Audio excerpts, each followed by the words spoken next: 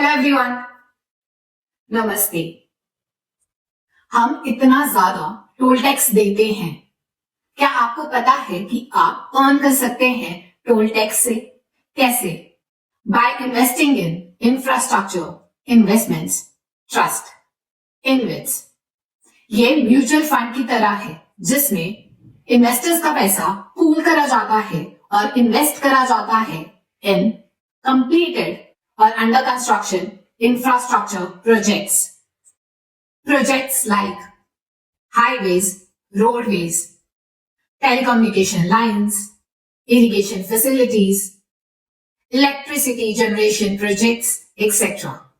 इनको at least 80% invest करना होता है in infrastructure projects.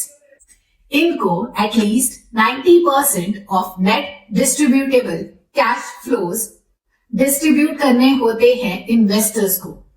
Net distributable cash flows मतलब इनकम माइनस एक्सपेंसेस, मतलब जो उनको इनकम हुई उससे सारे एक्सपेंसेस कम करने के बाद जो बचता है उसका 90% डिस्ट्रीब्यूट करना होता है टू इन्वेस्टर्स।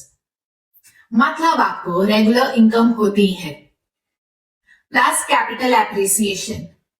कैपिटल एप्रिसिएशन इतनी नहीं होती क्योंकि 90% वो ऑलरेडी डिस्ट्रीब्यूट करते हैं और इतना री इन्वेस्टमेंट नहीं होता।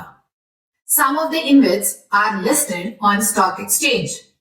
You can invest as low as 100 rupees. You can be the part of India's success story.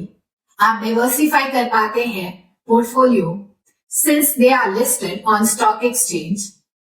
तो ये tradable है, आप अर्न कर पाते हैं regular income. You don't need huge amount to invest.